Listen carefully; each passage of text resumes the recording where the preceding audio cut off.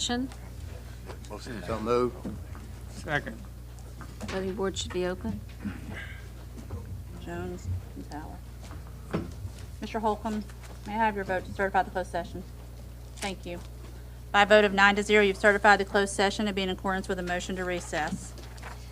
And the minutes are not quite ready, so we'll attend to Correct. them Thank you. next. And before we continue, I've got to tell you, I'll give you a Bobby D report.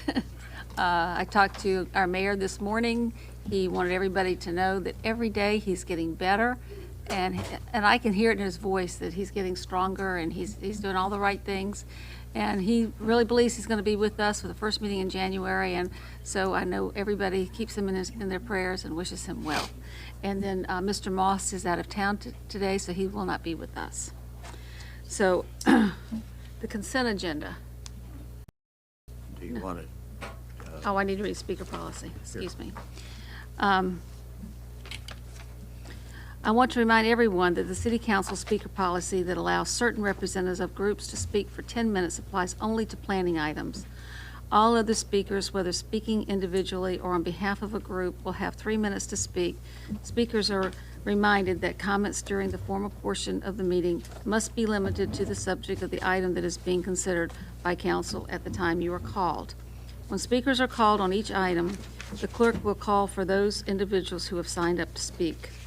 We have several items with only one person signed up. As such, the city clerk will call the speaker and identify each item they have registered on. The speaker will receive 3 minutes to comment on each item. Again, the speaker must limit his or her comments to the subject matter of the items they have signed up to address. Finally, I call upon all speakers and all persons in the chamber to be civil in their discussion and decorum. Whatever views you hold and wish to express, the City Council wants to hear from you and to ensure that all viewpoints and all persons are respected. The best way to do this is for all of us to strive for civility and respect. So, Ms. Messner signed up. Vice Mayor, we have one speaker who signed up for everything, Okay. Ms. Messner. And the only items that are not on consent at this, ma'am, I'm talking to the council. The only items that are not on consent at this point under ordinances and resolutions are 3A, B, and C. Planning 4, 5, and 7. thank you, Madam Clerk.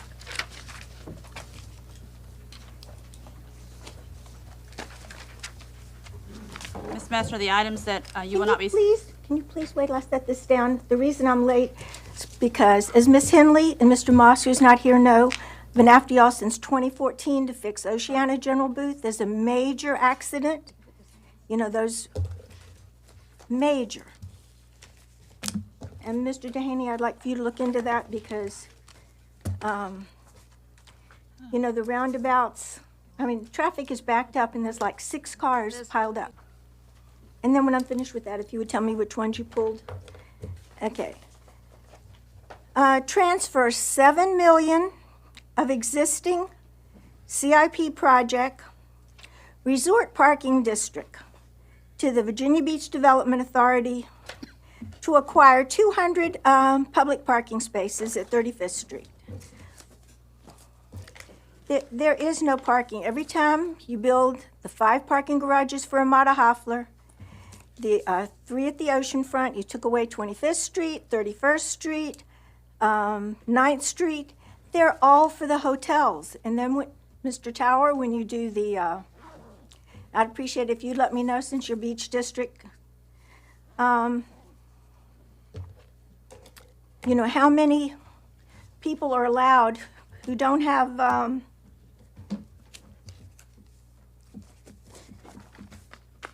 you know, who don't have enough parking. You used to have parking when you build something.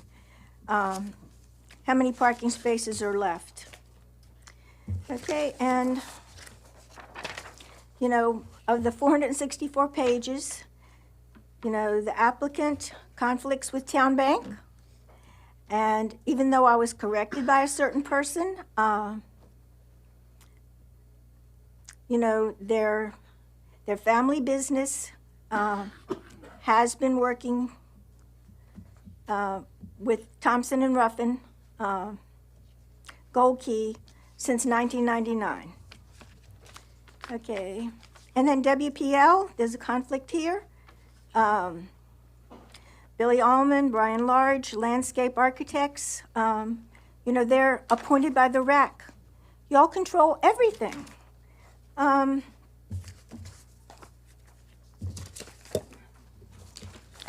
Okay, and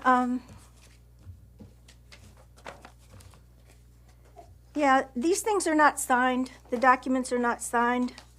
It's scribbled, economic development, city attorney, not signed, not witnessed. Ms. Lesser's time to move on to the next item. Okay, The next item is number 2. all right, before I go to 2, if you would tell me which ones are pulled. 2 is the one you're speaking on now. Thank you for your help. Thank you. 2, and this is exempt real estate and personal property tax. You know, we should not be paying for somebody else to be exempt. And this was on the agenda last week, but it wasn't voted on. Normally, it's the same meeting. And I opposed it. I don't know how many people made note, because we should not be subsidizing private nonprofits. Most of them don't deserve it, but we shouldn't be paying for it. It's our money. We can decide if we want to support a nonprofit. That should be our right. Cole Academy Preschool. Mutts with a Mission. Buddhist Meditation Monastery, Hampton Roads Veg Fest, New Light Community Outreach, Wild Baby Raccoon Rescue, Wave College, Wave Leadership, I assume that's Wave Church. Everybody, you know, is in the business of education, including Pleasure House Point, Lynn Haven River Now. It's like Your Wellness, Discover Courage. I oppose this. You know, we have $3 billion debt. We have a new $567 million.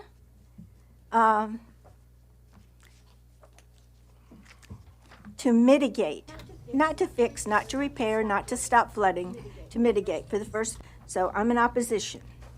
Okay? Next item is 4 you'll be speaking on. So 3 is pulled? Yes, ma'am. 4 is the next item. Okay. I appreciate your help, Mr. Jones, with the meeting.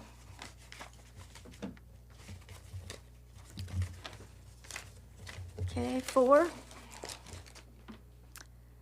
Regarding membership of the May 31st Memorial Committee, requested by Mr. Berlucci and Ms. Wooten. The victim family members have been here repeatedly asking to be on this commission. And we shouldn't be paying for, you know, a private person to do designs and everything. It should be the victim families. Thank you. Jason Nixon's still very active, the Missy Langer's family. So, shouldn't be having a resolution without meeting with all the victim families, and I know for a fact that you haven't, because I'm in touch with a lot of them. Okay, that's 4. Okay. 5A and 5B. 5A and B. Okay, temporary encroachment into a portion of city-owned property. Maintain 2 existing boat lifts, a wooden bulkhead to construct and maintain proposed wooden dock and vinyl bulkhead. We have hardly any city property left. It's not yours to decide what you want to do with it. Broad Bay, high-end neighborhood. Yeah, the temporary encroachment, once they build something, it's permanent. B, unimproved sections of city right-of-ways known as Fort Raleigh Drive, Christine Drive, Coastal Edge Drive for Croatan Civic League. Construct a wooden pedestrian bridge. pedestrian bridge. How about some pedestrian bridges so the people can go across the street to Red Wing Park, which is now commercial, but the kids still need a place to play. And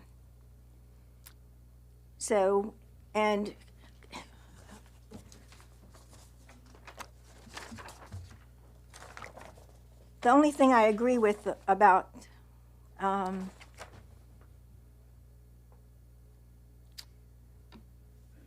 the independent, quote-unquote independent news, where we pay for Ms. Henley Farms ads in there, full-page ad for Parks and Rec. Public safety. Look at this. I had to enlarge this. It's microscopic in there. But these, if even at the Courthouse Municipal Center, narcotics violation, concealed weapons, 2500 block James Madison Boulevard. Oceanfront, hit and run, assault, shoplifting, hit and run. This is just for from November 24th to December 4th. This should be in the you should pay for this to be in the Beacon like it used to be. It used to be a month. Now you do it like 6 days or whatever.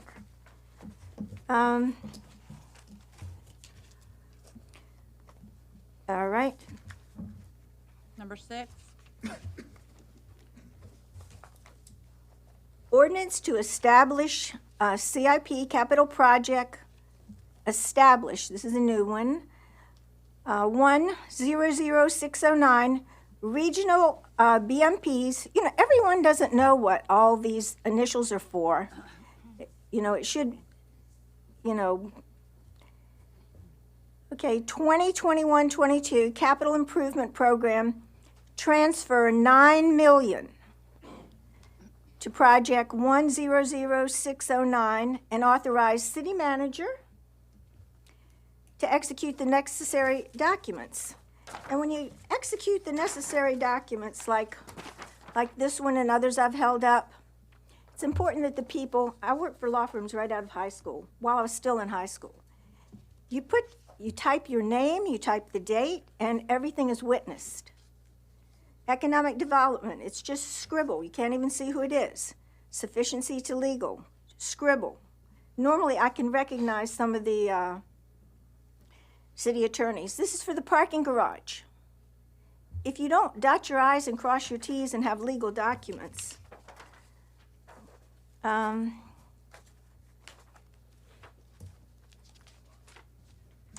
right. So we have a budget. If you can't stick to the budget, then, and also going 20% over on anything is malfeasance, mismanagement of funds. And, I'm wondering if we're going to have a state or federal audit of all the money for CARES and all these other funds. You shouldn't be joining with United Way. They have questionable uses for their funds on VB Strong, on CARES Act, everything. You're using the money to hire security for the entire complex, municipal center. You have an outside group, out there 24/7. Where's the security for our schools and for the neighborhoods that aren't at the north end or high end places? Okay? Number 7. 7. Okay. Ordinance to appropriate $380,000 from net assets of the Water and Sewer Enterprise Fund. Purchase a replacement sewer cleaner. $380,000.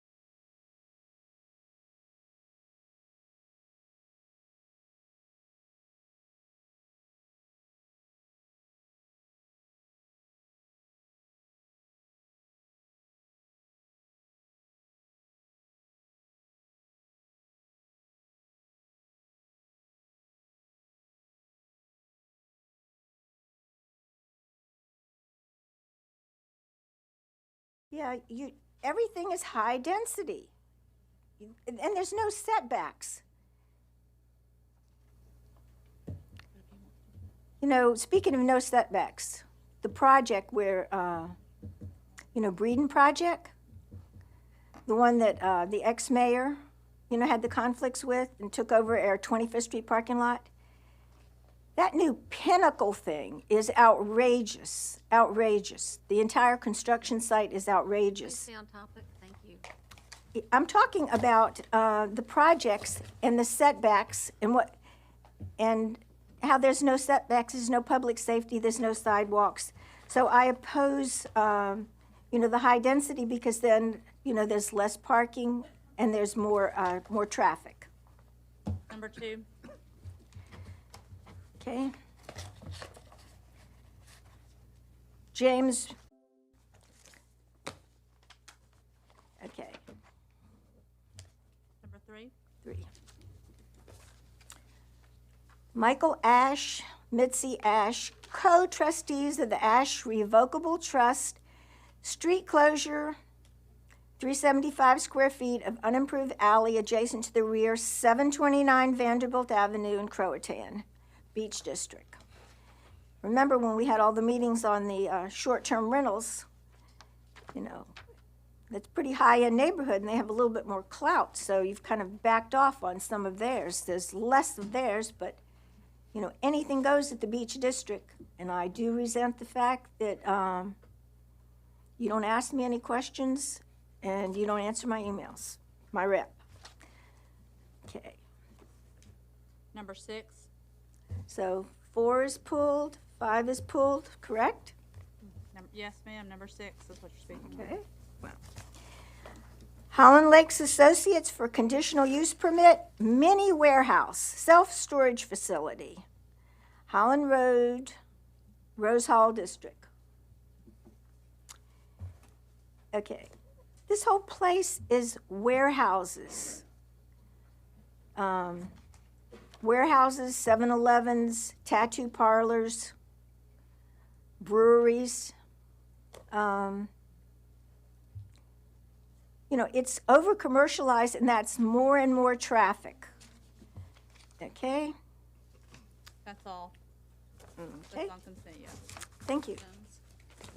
Thank you, Madam Vice Mayor. Madam Vice Mayor, I'd like to move for approval under the consent.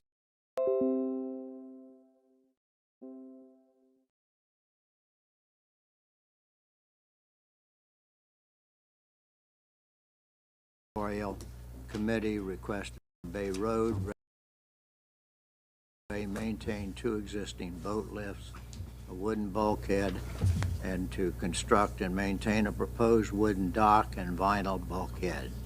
Item 5B, unimproved sections of the city rights-of-way known as Fort Raleigh Drive, Christine Drive,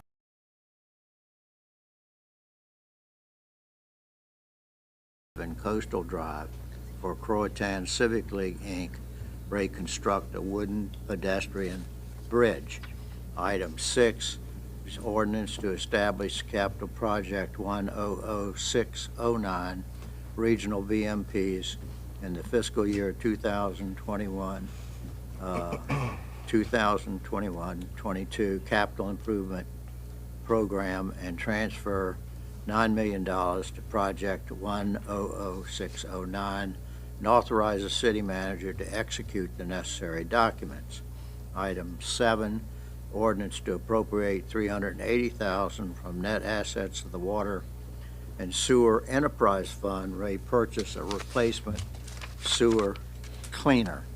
Item 8 is ordinances to accept and appropriate $32,107 from the Commonwealth of Virginia to the fiscal year 2021-22 Virginia Beach Public Library operating budget, and authorize the city manager to execute a memorandum of agreement for a furniture replacement at the Myra E. Obendorf Central Library and the Bayside Area Special Services Library. Item 8B is $4,021,136.25 from the American Rescue Plan Act Coronavirus State and Local Fiscal Recovery Funds Municipal Utility Assistance Program to the Department of Public Utilities operating budget, provide utility relief assistance for delinquent residential customers. Item 8C, which is for $4,486,715 in federal funding from the Shuttered Venue Operators Grant Established Capital Project 100608, Virginia Aquarium Animal Holding Facility Improvements, and appropriate funding for Project 100608 and the Department of the Virginia Aquarium Fiscal Year 2021-22 Capital Improvement Program. I'd like to declare a public hearing on planning. For planning, under item I-1, is the application of Atlantic Development Associates, LLC, for a variance to Section 4.4B of the subdivision regulations, subdivide 2 lots to create a total of 3 lots at 2744 Ansel Lane, and 153 Bassett Avenue, District 6, Beach. Item I-2, which is the application to James B. Richards Jr. and Linda Champion Richards for a street closure for a 375 square feet of an unimproved alley adjacent to the rear of 733 Vanderbilt Avenue, District 6, the Beach District. Item I-3 is the application of Michael I. Ash and Mitzi S. Ash, co-trustees of the Ash Revocable Trust, for a street closure of a 375 square feet of an unimproved alley adjacent to the rear of 729 Vanderbilt Avenue, District 6. Item 6, which is the application of Holland Lakes Associates, LC, for a conditional use permit for a mini warehouse self-storage facility at 3478 Holland Road, District 3, Rose Hall. And I so moved, Madam Mayor. Second. Okay. Voting board is open. Ms. Wilson. I'm going, as soon as we vote, I was going to call on you. Oh, Had thank not you. forgotten.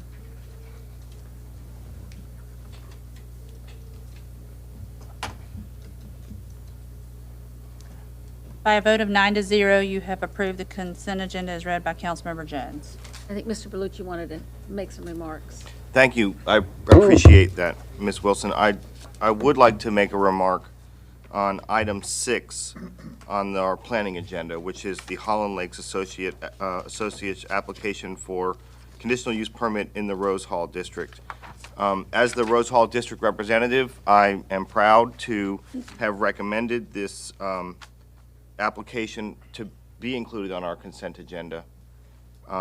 The applicant is a known and valued member of our community, a very good corporate citizen, and has a record of establishing quality products throughout Virginia Beach. There is one element of this application that I would like to bring to the public's attention and to the surface and to the attention of the council and to the city staff. There are a number of businesses currently located within the Holland Lake Shopping Center. My understanding is that there are 3 active businesses remaining in that shopping center. 2 of those businesses will be incorporated into the new plan, as I understand it, and one of those businesses will be required to relocate.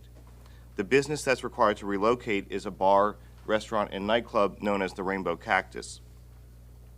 And the Rainbow Cactus is not only a bar and a nightclub and a restaurant, it's a community center for the LGBTQ plus community and allies in our city. It's operated for decades successfully within that district. And it's a place for members of our community to meet each other, to connect, to organize.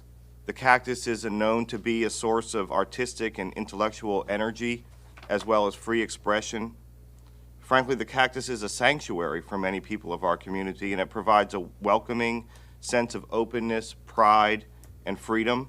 And for many, that space is the most accessible place where they can find those, where they can find and enjoy those virtues. And the Cactus is also a symbol in Virginia Beach of the long struggle for acceptance that members of the LGBTQ plus community in Virginia Beach have experienced, and it's a repository of our history. Lived history, oral histories, and the experiences of LGBTQ people in Virginia Beach. And on the subject of history, I'd like to share a piece of history that I think is often overlooked and unknown in Virginia Beach. And that is on the evening of March 21st, 1965, there was a police raid on a restaurant on Atlantic Avenue called Craig's. And 86 people were arrested on the charge of same-sex dancing and other petty offenses. Their names were published in the Virginia Beach Sun supplement to the Virginia Pilot. And as a result, in 1965, these individuals' careers were destroyed, their families were disrupted, and the oral history maintains that a number of those individuals committed suicide, took their own lives. So we've come a long way as a city since 1965, and I'm proud to report that.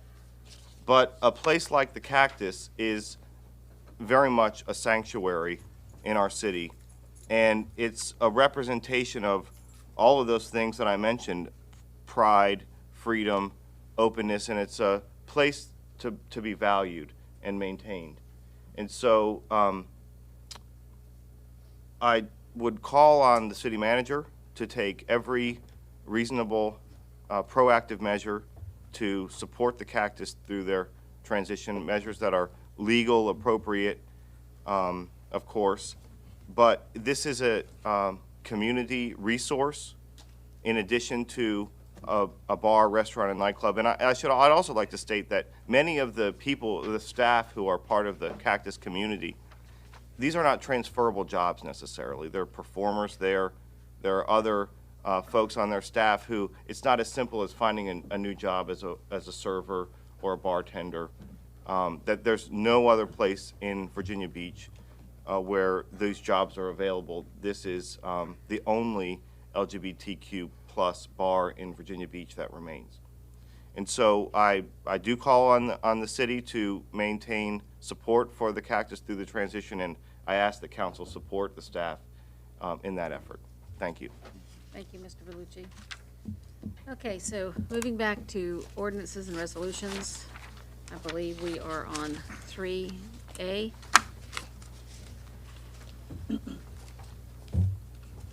We have, would you like me to call the speakers? Yes, please. Okay, we have two speakers, Barbara Messner.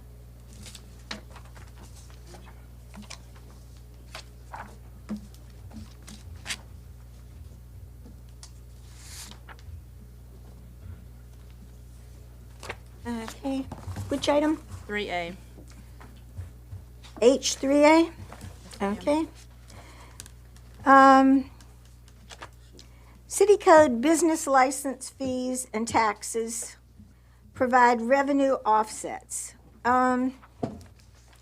This ties in with the comments about certain communities. Crocs, you know, has Drag Yourself to Brunch. There's lots of places, in Virginia Beach. And, you know, there are a lot of vets that are committing suicide. There are a lot of people that are losing businesses.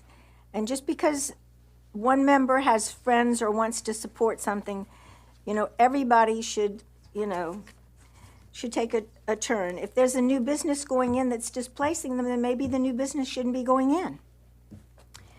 And as far as the business license I fees, absolutely disagree with what she just said about that. I you mean, know, I'm paying for photography equipment, a single and it's not devalued like place. it's not I'm paying once the a same week thing at I Crocs, was which when is I a bought the great thing. equipment, That's expensive different equipment in than '91. a We don't bar get that a you can go break to on just that. about any time. But I drive around and I see all these cars that say antique. I saw one, a old beat up truck that said, farm use. There's so many special interest, plates and everything. We're losing revenue. So,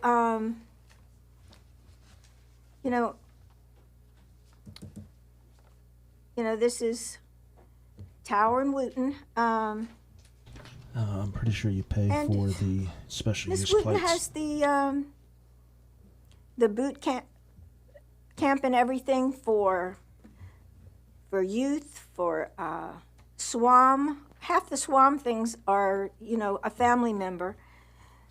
And, anybody who watches, especially the July 31st meeting, certain people are helped.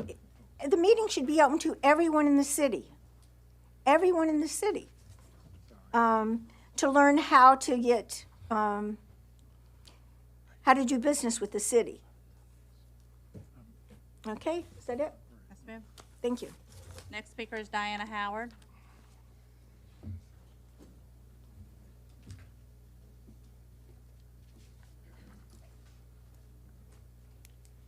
Good evening, everyone. I'm Diana Howard. I'm the chair of the Virginia Beach Tea Party, and yes, we are taxed enough already, so I would be in favor of anything that reduces taxes, especially for small businesses that suffered through the last administration, or they should say the outgoing administration's lockdowns and mandates that did its best to destroy small businesses, is still trying desperately to survive, even though they can't get help.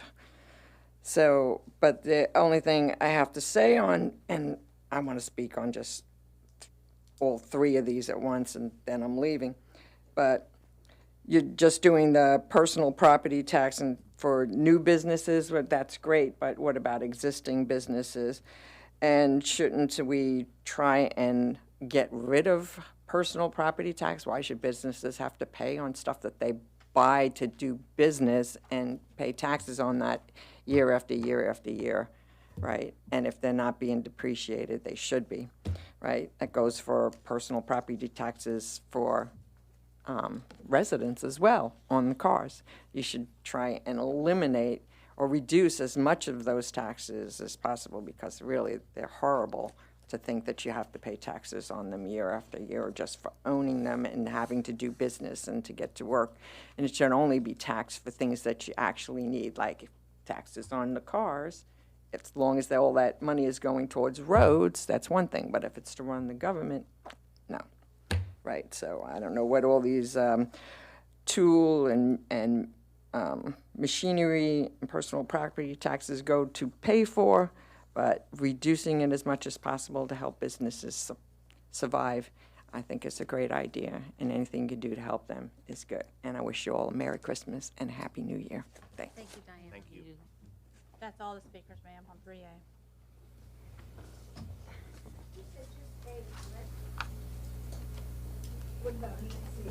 We're not there yet. Did anybody, I motion to approve. I thought it's Okay. Councilman Towers. Yeah, I move we approve, for approval. I'd like to make a substitute motion. I'd like to make a motion to table until our budget cycle, 3A. I'll second that. so we have to vote to see if we can accept the substitute first. Correct. Can I just ask one question? Is this to table or to defer indefinitely? Do you want to, why don't you defer it until I defer it until we Till are in the budget budget system. process. the budget process? I'll amend that motion. I'll accept that. Okay. Mr. Tower? Is it appropriate to discuss the substitute motion? Is that what's before us now? Yes. I appreciate my friend Mr. Branch's motion. I'm sure he's got good reasons for it. I think this motion as drafted is an appropriate one. Whatever you think of the motion, and I hope you think it's a good one, I do want to make sure people understand the reason it is out of sequence here with the budget cycle is because the bills have to be prepared and are coming due. It has nothing to do with anybody trying to slide something by. This is open. It was presented last week. I don't want any implication being that however people vote on it, I think they've had time to look at and see it, and we wouldn't be doing this but for the fact that we are in December, and I believe tomorrow is the deadline for the commissioner to get these bills prepared. That's why we're out of sequence with it. If it were a more material amount, and if it was not something that I think our small business community could really use right now, not all of them have had happy years. Not all people that have started businesses are encouraged to continue them. It's been a rough year for a lot of folks. This seems to me to be a small attempt to try to express council's understanding that in this time when all of us are trying to struggle to do the right thing, we are thinking about small businesses as well as our neediest people. We can't put businesses ahead of people, but our small business owners are people too, and that's why I support this motion. Thank you. Mr. Branch? Thank you, Vice Mayor Wilson. So I just got our immediate contact on the phone, and it has to do with the fact that the out-of-school time children's programs, due to the city manager's approved pay increases, 9 of the impacted schools will not have to close, and they are cautiously optimistic that we can save the remaining 5 programs. And my point is that all of these things are important, and they all have priorities. But we have a lot of problems that we're going to have to deal with in this budget. And I just want to look at the entire budget and go through a methodical process. And at the end of it all, if we can give sufficient tax relief and do a lot of other things, great. But there's a lot of stress on our city right now, and a lot of things need correcting, and I want to deal with all of that during the budget process, and that's the reason for my substitute motion. Thank you. Mr. Rouse? Thank you, Mr. Branch. Thank you, Councilman Tower and Councilman Wooten for bringing this forward. This is a measure I support. Our small businesses are the backbone of our community. I understand as Councilman Tower stated earlier, that this is out of sequence for our budget cycle because in order for our small businesses, the elderly, and new businesses, for them to take advantage of this tax cut, this has to be in place because those tax cuts take place January 1st, 2022.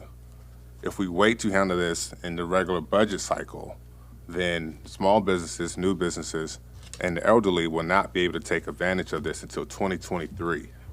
So that's why we're doing this tonight. And again, I think as already been noted, our small business community has been through a lot. Talking about coming out of a pandemic. Not everyone has done well.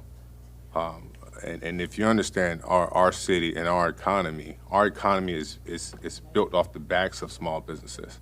At the same time, we want to make sure we are a community that's open for businesses, that gives new businesses a strong start to be able to thrive within our city. And so I think this is a great and a solid measure to doing just that, and I look forward to supporting this motion. I hope we wouldn't put this off to bring the much needed relief to our small business community. Thank you. Ms. Henley?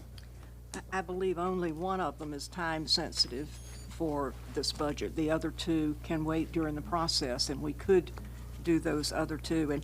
And you know, it makes you feel like a Grinch to say that this is not right, but I really think it's our responsibility to make sure we know exactly what we're doing. If we do this, then it's costing the city to make this up over $2 million, and that's a lot of money, and we don't know what is going to have to be cut or not done in the budget to make up for that $2 million. And this also impacts the schools, I believe, because the school formula includes these, and they haven't had any opportunity to do this.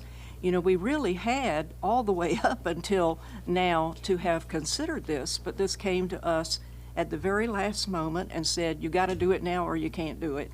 And that's just not a good position to be in. I think our responsibility is to know what we're doing. And I think, it does put us in a spot, and it makes anybody who says that this isn't the right thing to do look like we're terrible. I think the average assistance to the a small business on this is about $102, and that's $102 is $102, but it's not the make or break. Plus, as far as new businesses, they give them a break on the first 2 years that they're in business, that they don't have to pay it at all. So for new businesses, they already don't pay any. So I don't think this has had the opportunity to be vetted, and I really don't like doing things piecemeal. And if this were really going to make a make or break difference, I would probably say, well, we'll do it. But I think we would have time to deal with this in the budget process, and I just think that's the way we ought to do it. And the other two, the ones with the elderly and the personal property tax, and the other one with business with the personal property tax, they can be done in the budget process. They are not required to be done tonight. So I just think we have to be responsible and know what we're doing. And I feel like $2 million, I can't answer to anybody what that's going to keep from doing. And we also have to remember, this isn't just a one-year thing. This is an every year thing as we put it in place, or we would have to undo it. So we have to do this. This is every year that the budget will be losing that amount of money. So it's got a lot of tentacles here, and I just don't think handing it to us one week and say you must do it next week or you can't do it, it's not the way we do business. Mr. Rouse. Thank you, Vice Mayor. I think it all depends on how you look at it. I don't see our city is losing $2 million to help our small businesses and helping new businesses start. I think the revenue that potential new businesses could bring into our city can make up $2 million. And when you add the fact in, we just acquired a piece of property for $9 million as well. So taking that off the tax rolls, I think we can give $2 million, or not give. I think this is something where we can help small businesses and new businesses and the elderly thrive within our city. This is a good and solid piece of legislation here, and I think it's something that when we can find ways to cut taxes and give back to the community, we should. And I think this is a smart way to do so. Okay, anybody? Ms. Wooten. I'd like to also put my support behind our small businesses. Granted, I know this is not the best or the way we would have liked to enter this piece of legislation, but however, it's the timing and the specific resolution was found to help support our local businesses and the small businesses, and regardless of that, if it's going to do the greatest good for our small businesses and help them thrive during a very difficult time in the pandemic, I think we should be supportive to this measure because it's time sensitive. I know there are a lot of issues and things with the budget, but we can certainly consider that, and we're going to have a large discussion and an intense discussion about that later. But right now, time is of the essence on this measure, and I'd like to support this for our small businesses.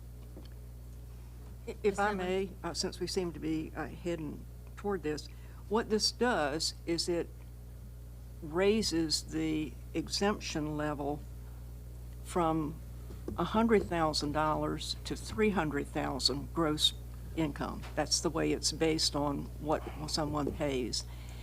We haven't discussed whether $300,000 is the right amount. That's just the number that the Commissioner of Revenue gave us.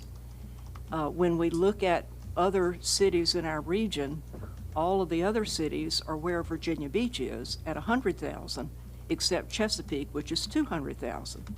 So we are setting this threshold at 300,000, which would be the highest in this region, and we haven't even discussed it. Maybe there's another threshold that would be better. Or maybe if we only did 200,000, how much would that cost us? But we've not had these opportunities to have this discussion. I just, like I say, I appreciate the Commissioner of Revenue bringing this to us, but it's our job to know the answers to these questions, and we don't know them. Mr. Rouse? Thank you. I think perhaps if Chief Deputy Eric Smoot is he here, in here? If he would like to speak to, this is the Commissioner's Chief Deputy. Yes. Eric, would you come forward, please?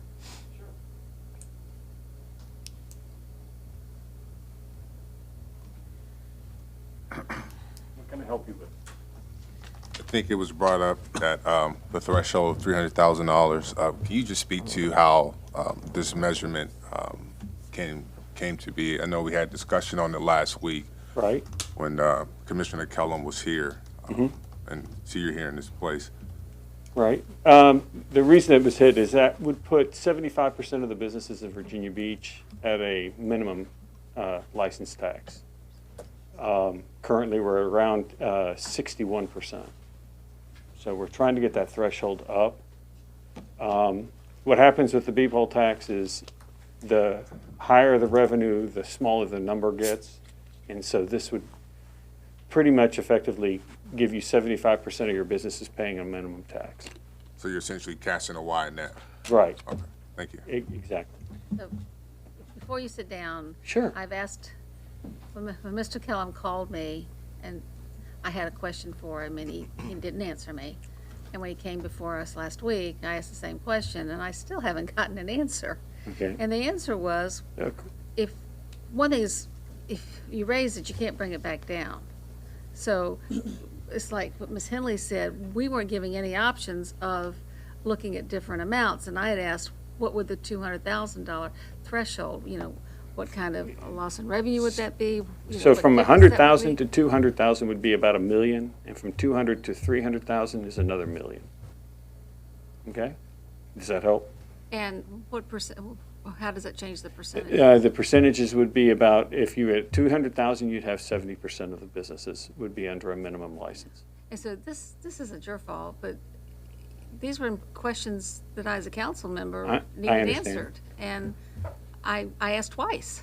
Okay. And I didn't get an answer. I apologize. So, and I say, you weren't the person I asked the question, so anyway, I'm sorry if it sounds he like I'm can't. fussing He at can't be you. here tonight.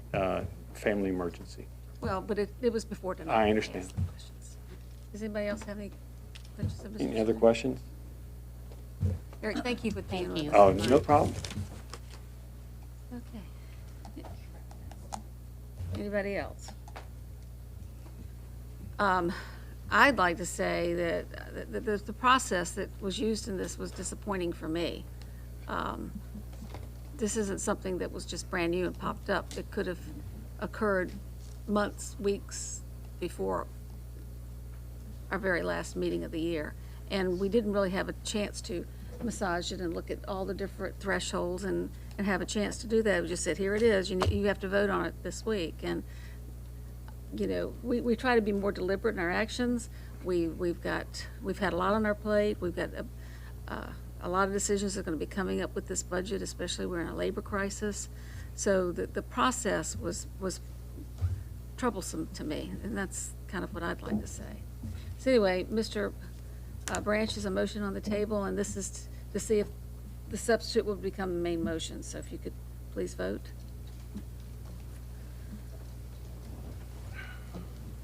By a vote of 6-3, this has now become the main motion. And just to, I've clarified the date with Budget Director, which would be May 10th, 2022, I think is when you are set to approve the budget. Would that be indefinite deferral to May 10th? Or if we could do a date certain. It's already closed, 6-3. Just a moment. Okay, all right, yes, Mr. Tower. I was just trying to see what the vote was and okay. who voted. for it. It went away Yeah, let's faster just than do I that. could read it. I can't bring it back up, so I can tell you, the vote was for the substitute motion to defer. Mr. Berlucci, Mr. Branch both voted yes. Ms. Henley voted yes. Mr. Holcomb, Mr. Jones voted yes. Mr. Rouse, Mr. Tower, and Ms. Wooten voted no. Okay, so we have a main motion on the table, and that's You to open it defer back till up. May 10th. Is that correct? That's the motion. Mark, is that appropriate? Correct. Can we have discussion? We certainly can. I'm just trying to figure out what the Did motion is. anyone second the But main motion? But we need a second for it. I'm sorry, what, I didn't It's understand. become, do we need a It's second? become the main motion. You Yeah, don't we need don't a second again. Yes, That's Mr. the Rice. second count. I think, listen, I think we all can agree about process. And that's what appointments, that's what everything that we do, process can definitely be a lot better. But I think this was the one time that we had an opportunity, and we'll have opportunity throughout the budget cycle. And once we get to the budget cycle, those, that help will come in 2023. But this was the time we had the opportunity, the one time, to actually help small businesses and new businesses for the new year, January 1st, 2022. And the response from this council is the process. I just don't understand that. Like, again, I just don't understand it, because we've done many different things and the process was not in order. And the one time we have to help small businesses throughout our community, New businesses. Miss Hanley, I'm speaking. Sorry, I was just clarifying something. Thank you. I have the floor. Just I'll be very, very quick. I just think this was an opportunity for us to help our small businesses community, to take advantage of tax relief and relief January 1st, 2022, and not having to wait. And we missed that opportunity. But I agree with everyone. Process. But we can say that about every single item we talk about. Thank you. I led the charge with the General Assembly, and Sal Iaquinto carried the legislation, and it had not been done in the state. I looked at what's the hardest time for a new business to start, and it's the first 2 years. So we were able to get the legislation through the General Assembly and make it a local option. And I think locally, only Chesapeake and Virginia Beach does this. But a brand-new business starting up, other than paying their little license fee, which you should be able to do that to start a business, does not have to pay B-Poll tax for the first 2 years. So we've done that for our new businesses. So this is something a little bit different. So does anybody else want to speak? Yes, Ms. Wooten. And I believe too, we did have an opportunity to kind of bring us up to speed, because from my understanding, there's nothing that has been done since the 1990s. So this legislation would have brought us up to speed to 2021 to help our local businesses take advantage of this tax break for the upcoming year. Well, with the motion that was just passed, of course, they can't do that. So we have to delay forever, whatever time council deems necessary to move forward. But delaying it until May won't do the businesses any good. It's really obsolete. And it's unfortunate because when you see an opportunity, which I believe Commissioner Kellum did, he saw the opportunity to bring us up to speed and up to date. And he presented that opportunity so that we could act on it. And that's all we were trying to do. It's unfortunate. And we have done something like with the new businesses not having to pay it. And that was around, Not like this legislation. excuse me, I didn't interrupt you. Well, I just wanted to 2011. make sure you knew that. That was in 2011. So anyway, we have a main motion on the table. Please have the Missed vote. opportunity. And the main motion was, The main motion is to defer this until May 10th or during the budget process. By a vote of 6-3, you have deferred this to May 10th, 2022. Okay. 3B, Barbara Messner,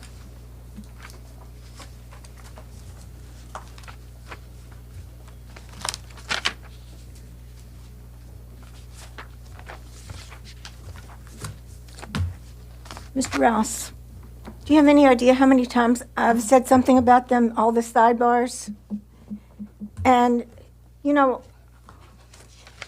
Diana Howard was allowed to speak on 2 of these and leave. Normally,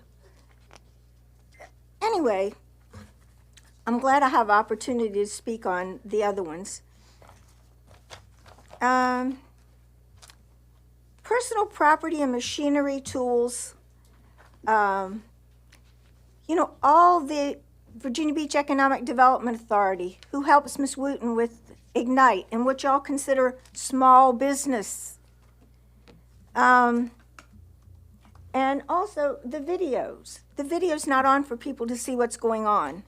Again, and Julie Hill's no longer here. She's the one that directed that. This all has to do with due process. I took the time to come here. And, you know, I was told, you know, only I could speak on A. So the breweries do not have to pay for those huge, their machinery. They have a special tax exempt. People need to go to Virginia Beach Economic Development Authority and see what's going on with your money and who's being helped. It's select people being helped. Other businesses go belly up. You know, if you get a grant and you don't have to pay taxes on your machinery and tools like steel chainsaw, has anybody seen the footprint that they have and how many times we have subsidized them with air money, a German company? Okay, incentive. Like I said, the boot camps, y'all should have separate meetings for open mic. Everybody should have a town hall. Ms. Henley, nobody's allowed to go to her meetings because, you know, they're just for her district. And Ms. Henley, you know, I want you to look into what happened at that car accident. You know, you put me off, you know, as far as, you know, the traffic and everything. Okay, thank you. Ms. Henley. That's the only speaker signed up on it. May I just say, I know absolutely nothing about this traffic accident, and I don't know, I seem to be the target tonight. But I didn't do anything about a traffic accident. I don't know what this is all about. And I do believe all your meetings are open to the public. And all of my meetings are open to the public for anyone who wants to come. They're the fourth Thursday of every month at 5:15 in Building 19, except November and December are combined to Ms. December. You're- Oh, I know, but Ms. Henley? I'm sorry. Okay, I know, but you're doing the same thing they did. Your time is. Oh, I know, but if she had a real question, she could ask me while I'm up here. You can speak on the next item. Thank you, Ms. Messner. Okay, do we have a motion on the table? Yeah, I'd like to make a motion to defer this item as well, and do it in the budget process. Second. All right, any other discussion? This one is not time sensitive, is that correct? We've already Correct. established that. All right. Okay, please vote. He has something. Oh, excuse me, go ahead. I apologize. It is somewhat time sensitive in the sense that the tax date on this one is January 1, but there is a lag before the commissioner prepares the bills. So it is not the January 1 time sensitive that the previous item had. This does have some time sensitivity in the sense of when they load up the personal property for the bills that go out, which I defer to Mr. Schmoody as the exact date. But you do have a little time. You don't have May 10th time. Does that change? Oh, Hello again. hi. Thank you for being with us tonight to answer all of our questions. That's what I'm here for. The time sensitivity would be, we close the book, actually we'll close it for the annual billing, which is in May, that's due June 5th. That's the biggest, that's the big revenue that comes in at the end of the fiscal year. That book will be closed in early April because we'll be moving from this city hall to the new city hall. And so consequently, these bills would have to be prepared sometime between now and the end of March, if that helps. Thank you. It does, because some of this is a learning process for us Right, to I learn understand. how you, you know, we're policymakers, we don't always get into the weeds of exactly how everything is That's what we're here done. for. Thank you. Okay. Anybody have any questions of Mr. Smoody? Thank you, Eric. Okay, so, is everything the same? Any discussion? Okay, the voting board's open. Just to clarify, this is for May 10th as well, 2022, correct? Mr. Okay, Branch? thank you. I see him shaking his head. Well, we can talk about it during the budget process. When will we begin talking about the budget, Hold on. City Manager? Councilmember Branch, I'll defer this question to the budget director. What'll get set? I mean, just because we're deferring until May 10th doesn't mean we can't start talking about it prior to that, correct? That's correct. Vice Mayor, that is correct. So we're in the process internally of working with departments, and we're doing our internal budget process now. We'll be working on that all the way through the month of February, and then putting together a proposed budget based on the guidance direction city manager gets from the council retreat.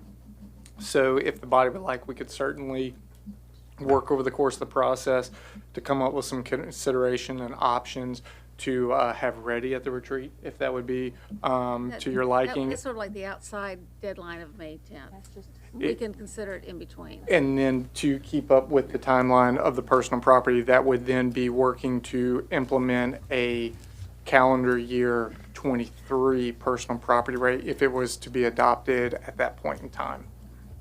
Does anybody have any questions? Thank you, Kevin. Okay, is your motion, well, we've already voted. And the vote is 6-3 to defer to May 10th. Go ahead and close it. 3C, Make a motion to. Oh, wait, we have one speaker, Mr. Branch, I'm sorry. Yes, I should have known that. Ms. Messner?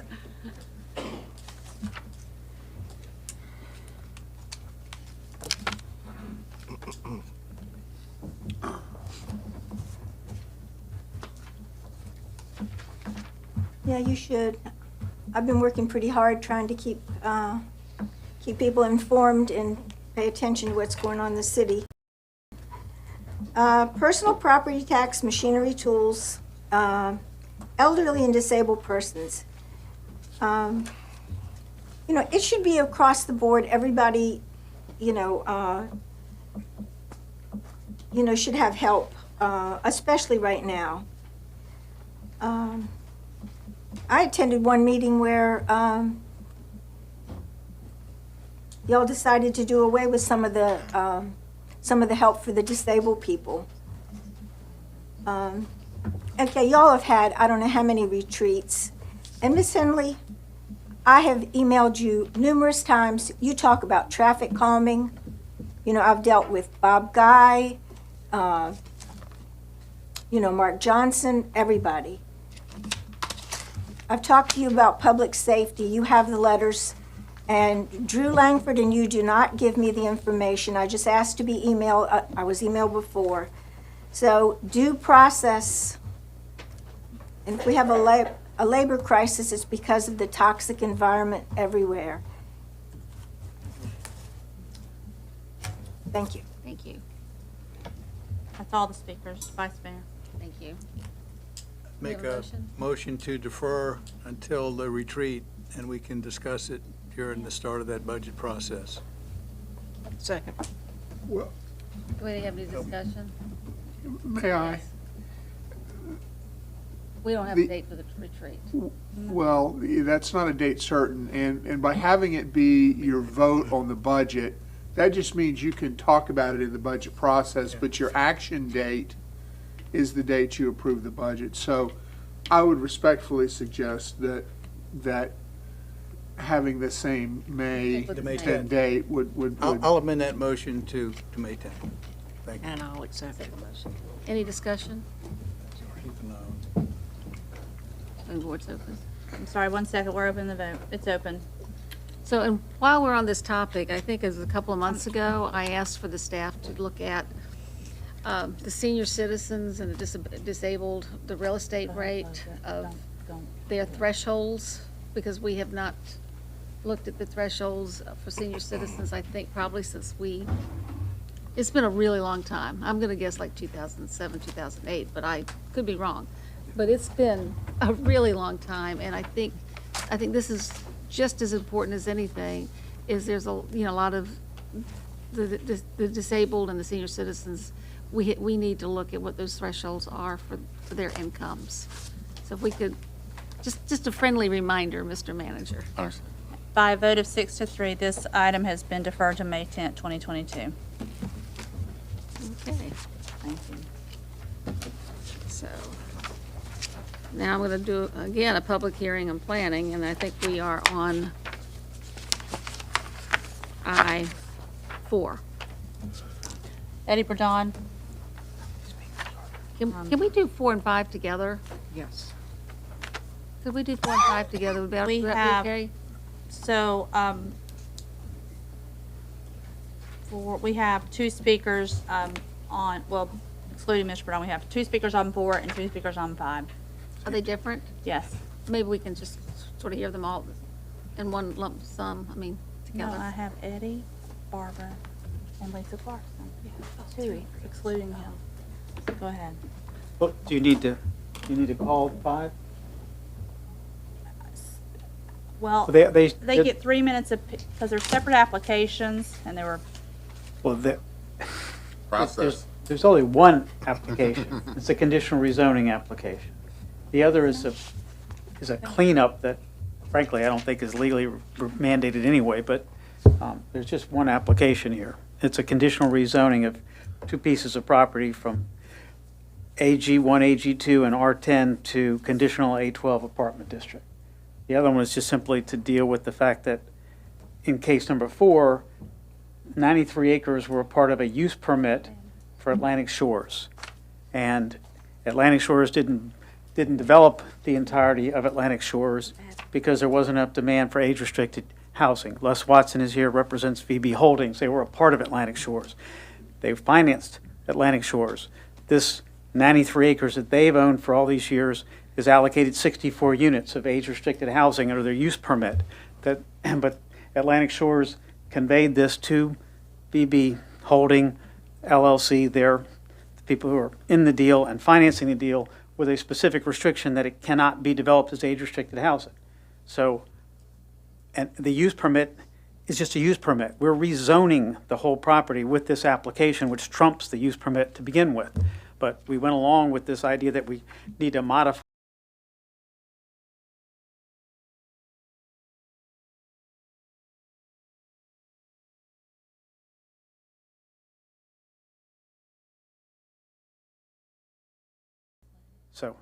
So number 4 is just simply, it's not going to be age-restricted housing, and it's not going to be what it would have been with Atlantic Shores, where it would have developed most of the developable property. So that's it for number 4. Number 5 is the real application. It's an application of these assembled 2 pieces of property. As I said, they're zoned AG1, AG2, and R10 to conditional A12, subject to proffers.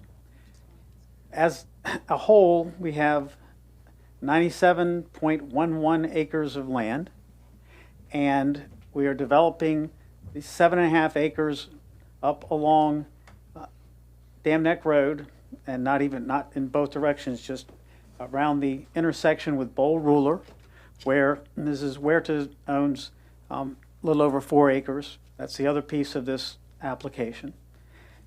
The proposal is to develop 92 condominium townhome units on that 7.5 acres. That leaves 89.5 acres, 46 plus of which are developable land that will not be developed and will remain forested. Out of the entire 89.5 acres that will remain forested. So and we have minimized impervious surface, minimized road length, all of those things, and we meet the guidelines. We ran the model, our clients ran the model 8 times, meet the requirements of the model, a model which characterizes all of that 89.5 acres of forested land as impervious surface for quantity purposes, which is just, it's over the top in terms of conservative or whatever, because it totally ignores evapotranspiration and the fact that trees and that whole area is absorbing water. But we're meeting the guidelines without any credit for that whole forested area. 92 units, $450,000, $500,000 units, new stoplight for the fourth leg of that intersection at Dam Neck and Bowl Ruler. Excuse me. The Atlantic Shores community, I've met with them. They have no opposition to this whatsoever. After the Planning Commission, Mr. Large met with the development to the east, which is hundreds and hundreds of feet east of here, went through the whole thing with them because a couple of their people came to the Planning Commission public hearing. They have no objection to this. And from a standpoint of what would have happened if Atlantic Shores had had enough demand for those units when they developed, there would already be 64 units in where all this forested area will always remain. Staff has recommended approval. Planning Commission unanimously recommended approval. We clearly have housing needs in our city, shortage of available homes. And from an environmental standpoint, I don't know how we conceivably develop this property in a more environmentally sensitive and housing that is friendly affordable. He manner. just said these are going to be And $400,000, with that, I'm happy to answer $500,000. any questions. Ms. Henley? Not to answer questions. Okay. But just to clarify everything. Okay. Because this is one of those things that got out there at the very first when the signs went up and I started getting calls, they're going Yes, to be ma'am. developing wetlands. And I think you have probably met with the neighbors, but just in case there's anybody still out there. Well, of course, from the standpoint of the property that was Atlantic Shore, did belong to Atlantic Shores and was supposed to have been developed by Atlantic Shores, but now they're deciding that they don't want to do that. So these are lots that would have been approved for them, and now they're going to be built. However, they're just not going to be age restricted.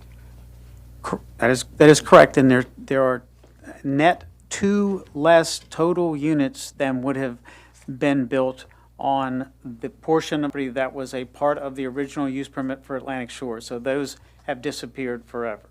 And so then in the other parcel, which is now ag and so forth, you are going, or ag and. The Atlantic Shores property was almost all ag too, because it was a use permit on ag land for the age restricted. Right, it's a use permit.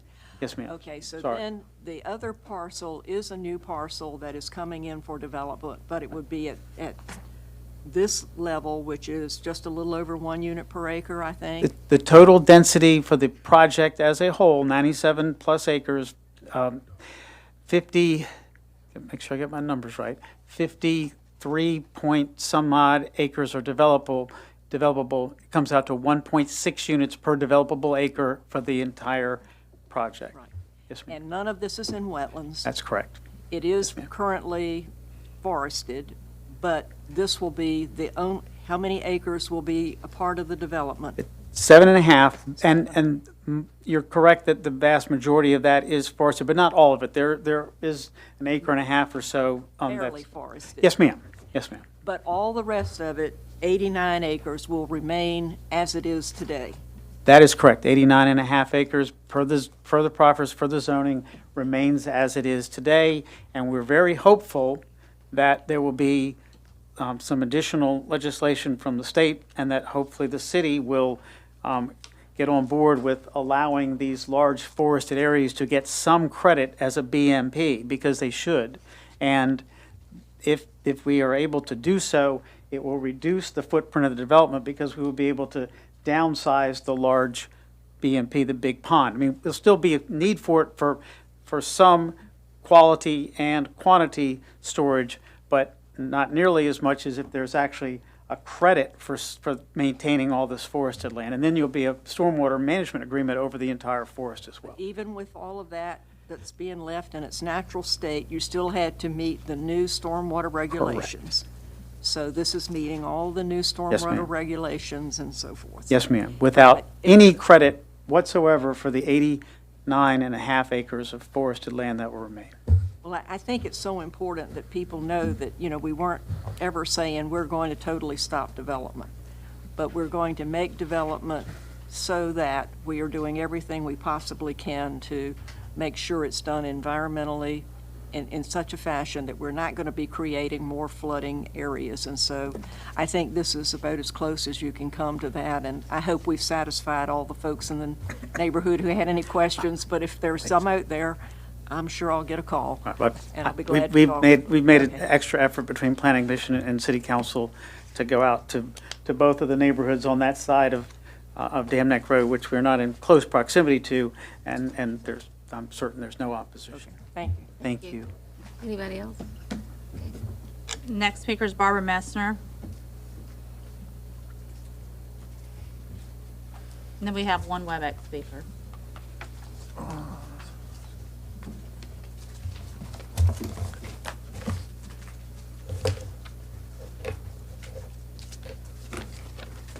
So this Okay. is 4 and 5, Ms. Messer. Pardon? We're putting 4 and 5 together. Okay, but it was printed. Since when does the developer change a printed advertised agenda with 2 items? So I assume we have 3 minutes for each item, because that's, okay. Go ahead.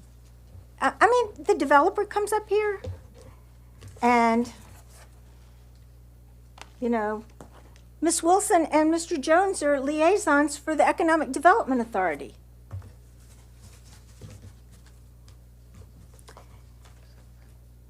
Okay, I'm opposed. I Just to live in the be clear, corridor. Developer did I not. just mentioned there was a make the horrific motion to accident, that's why I combine them. was late. It was actually the vice mayor. Okay, and, HUD used to be 55 and up, now it's 62 and up. Dam Neck and Boulder, there's unbelievable reckless driving, speeding. Dam Neck is, Oceana. It's crazy. There's no police out there. They don't stop these people unless there's an accident. And you're not taking care of, our police, fire, and rescue are overworked. The security for your entire complex, that helps the police a little bit, but you're spending a lot of money to protect your complex. And the firemen, the police and rescue, they have to go to all these accidents. There's accidents all the time. You're adding more crime, more traffic, more storm drainage problems every time you build. And you still haven't resolved, the Vanguard Landing issue, $2.9 million taxpayer loan for a project that didn't go through. Like I said, Warren Harris, not enough people are paying attention. Thank you.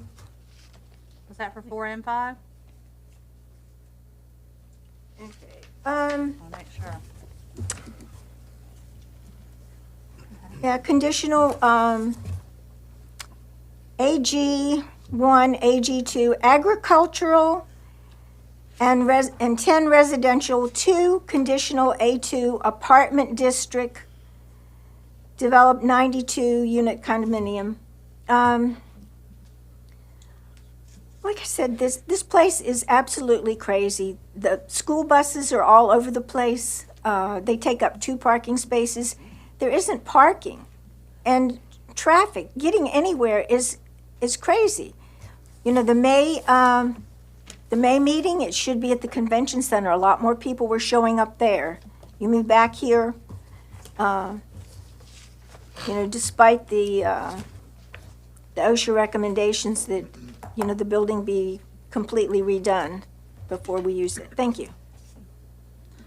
The last speaker is WebEx. Ms. Clarkson, if you will pause 2 to 3 seconds before beginning, they are considering items 4 and 5 together. You are unmuted and may begin. Thank you.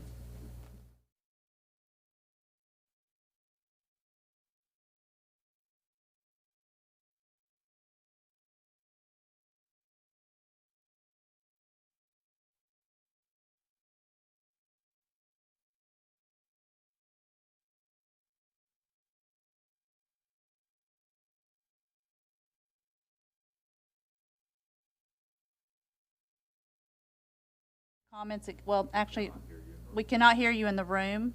They can hear you on WebEx only. So if you can begin your comments,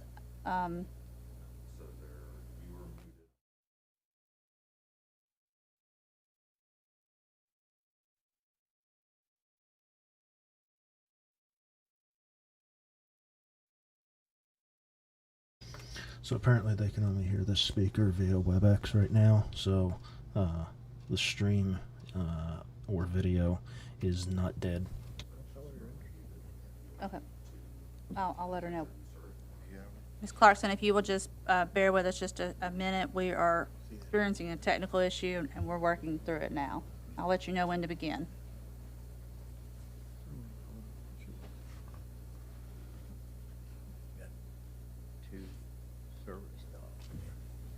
I thought I heard a dog.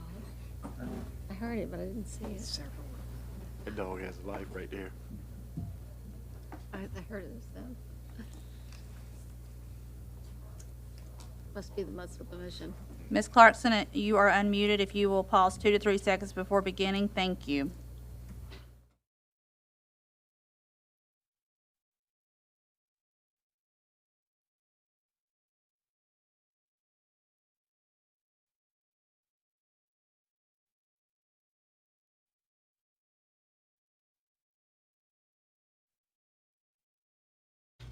They need to update this picture. Look at the, look at that computer being used.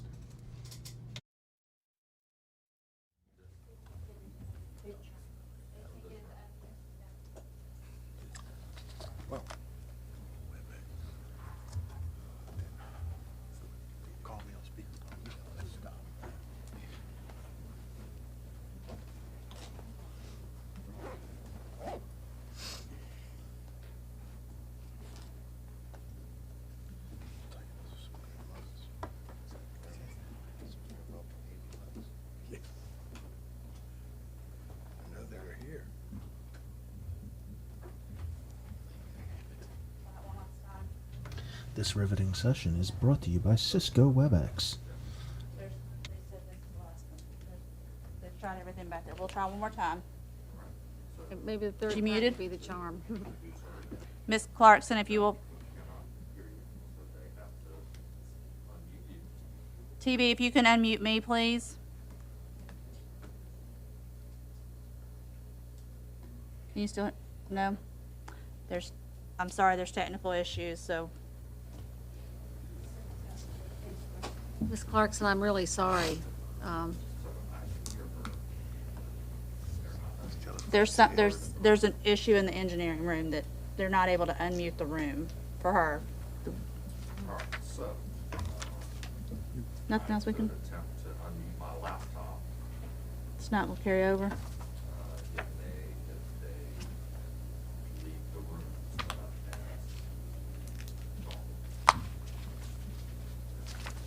I say it's just a. Tell me how you'd like to proceed, Vice Mayor. I mean, they can't get, the engineers can't get the room unmuted. I'm so sorry, Ms. Clarkson. Anybody else has any other ideas? If there is I believe Mr. Farley is saying that he may be able to. He may be able to unmute his laptop, but I'm not sure how well that's going to carry over for you all to hear her. We can give it a try. Give it a try. All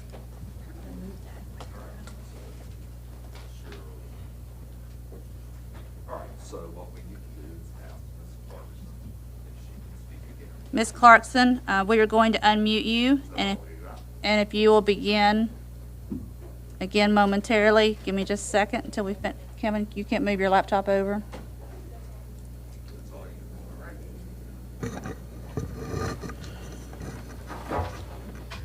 All right, so Ms. Clarkson, if you will begin speaking, we are going to we're going to unmute our laptop and attempt to hear your comments.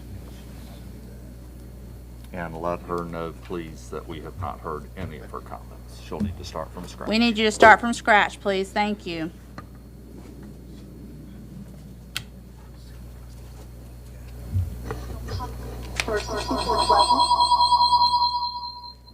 Yeah, is it coming through? I heard feedback there. Okay, well, that was issued in 2001. It was subdivided after that cup was issued and then reconveyed. And that's how they obtained the property. So regardless, the cup expired with non-use, but I want to know, are they going to do the same thing again? To subdivide the remaining acres off of where they're going to build, say there was a cup to build all these other properties, and then build them in 2031. There are reasons non-use invalidates all of these permits. The conditions here change. The conditions in Virginia Beach have changed. You are allowing proposals based on outdated assumptions. There are 3 documented bald eagles' nests in the vicinity, and neither I nor Councilmember Rouse or any other citizen should have to tell you this. Your planning department should have already required such a wildlife survey be included when an application is submitted. Now, I don't know how many people frequent that intersection. There have been 14 accidents, but that's not the major problem. It's under sea level already. So this expansion here is an extension of that lake. These plans are built in the stormwater drain, which appears on the DEQ's mapping, but not the city's. And this is being done quite often and causes a majority of your stormwater issues. You cannot recreate a drain without causing major problems. Now, this intersection, once it is flooded, which will occur when it's altered because it already flows into the road without even a storm, the only way into Sandbridge, when Sandbridge Road is flooded, will now be closed.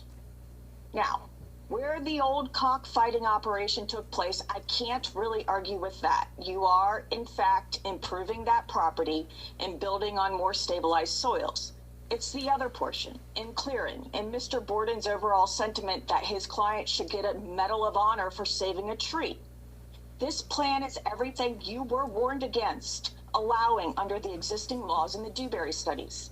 You were instructed to extend the flood zones for the Seven Rivers watershed since the 2015 FEMA fails to account for the fact that waters are always present. This proposal portions into the current flood zone and impedes what little drainage there is. You cannot look at these decisions as environmental tree-hugging medals received. The only stormwater concept, plan, engineering, or anything that is effective in the Seven Rivers watershed are these wetlands. You are not altering acres of trees. You are removing the equivalent of miles upon miles of pipes per acre and adding hundreds of thousands of gallons to the already overloaded lands without even a storm event.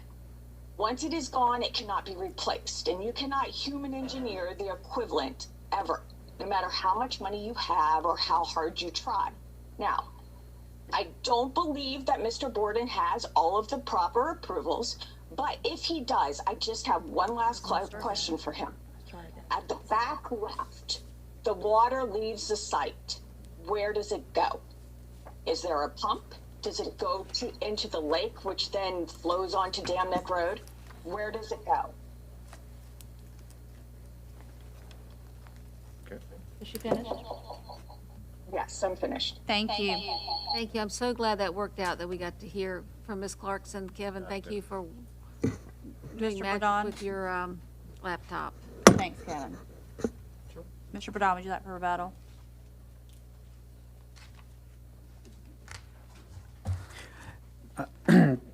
The property that we're developing is not in a floodplain. All the areas of the property that are in a floodplain are being preserved, not in wetlands. There's no, no wetlands that are being filled with the application. The stormwater must be held on site so that it doesn't leave the site at any greater rate than exists today in undeveloped state. The water will eventually go into Red Wing Lake and circles around, comes back across or underneath Dam Neck Road, eventually goes way down the road into Back Bay. But we're not, it's going to be just like it is today with nothing on it in terms of the amount of water leaving the site during a storm event and for hours after the storm event, and all the water quality requirements are being met. I wish you all a happy holidays, Merry Christmas, Happy New Year, and appreciate all the hard work that y'all put in every week, all year long. And we're lucky as citizens of this city to have such dedicated public servants. Thank you. Thank you, Eddie. And wish you a happy holiday as well. Ms. Henley? Well, I really appreciate the comments from Ms. Clarkson and all of the concern, and the concern of the other people in the neighborhood as they have commented throughout this process. But I think it's very significant that we have such stringent requirements now, and that this development is having to meet all of the new stormwater requirements. Had it developed years ago when the rest of Atlantic Shores developed, then it would have been developed already by the old standards. So I think we're getting the best that we possibly could out of this, and I appreciate all the time that the applicants have spent going through the process. I know it's long and arduous and so forth, but I think we can feel very confident that this property is going to develop in the best fashion that we could. We do still have to provide places for people to live as well. So with all of that, I will move approval for both items 4 and 5. Second. Any discussion? Voting board is, yeah, any discussion? Okay, the voting board's open.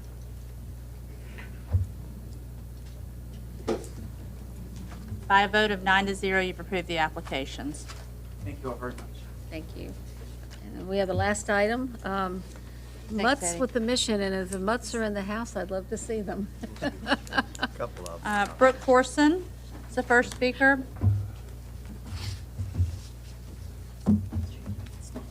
May I ask how many, Yes, Ms. may I ask how many speakers there are? I think there's just 4. there's 4, Are there any opposed? There are not. just Ms. Mesner. Just, well, yes. Okay.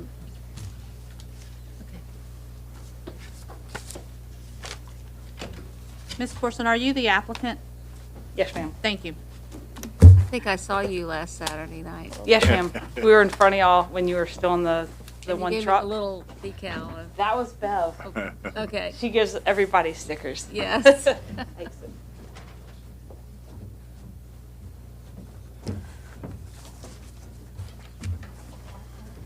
Good evening, City Council members. Thank you for meeting with us and hearing our application.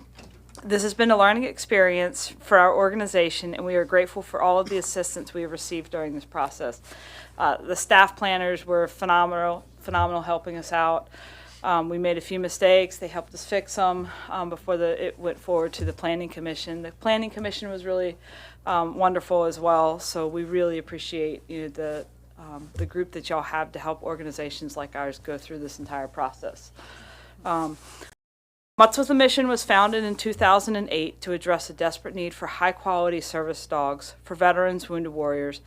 And in 2019, we added first responders and law enforcement to our roles of individuals that we would take applications from.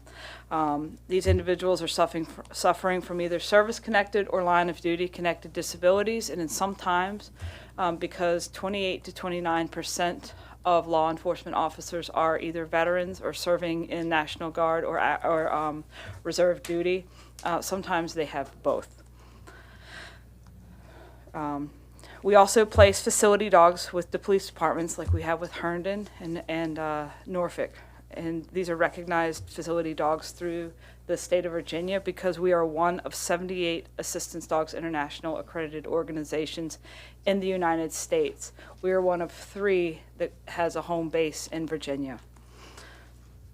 We're excited to call Virginia Beach our home. This is one of the largest military areas on the East Coast. Actually, I think it is the largest military, not only active duty, but retired military areas.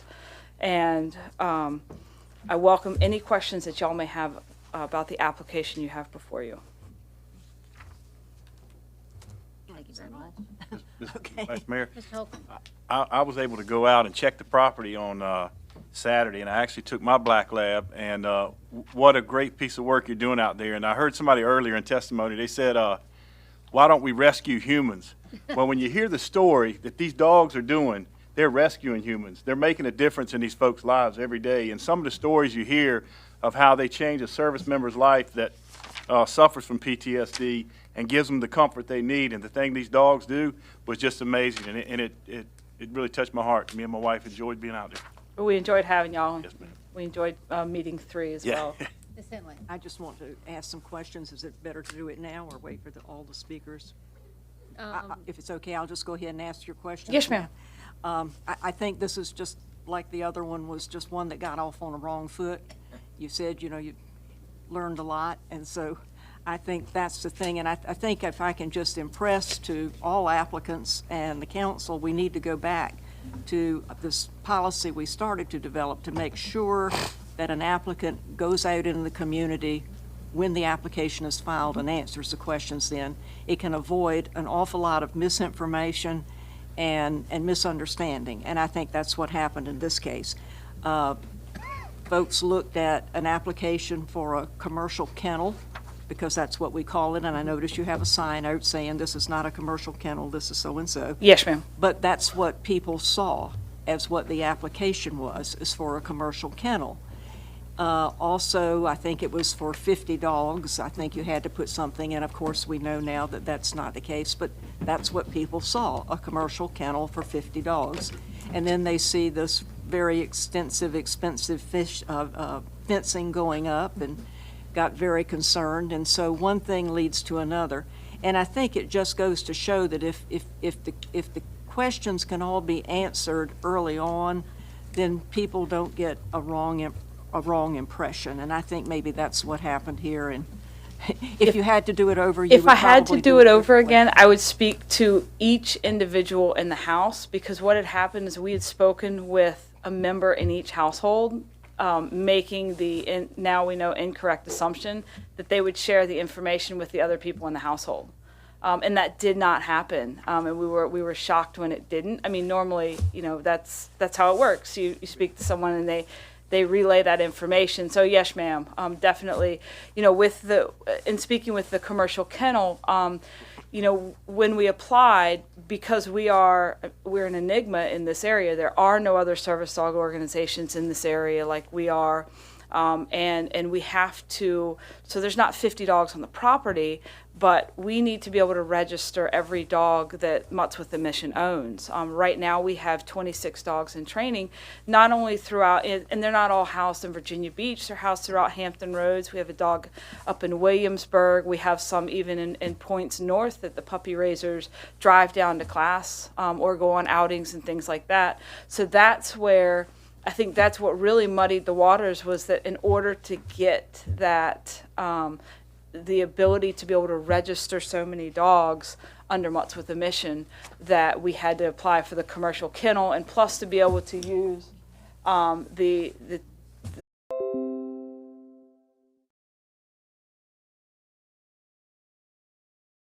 so everyone would understand, but I'm hoping we've got these numbers right.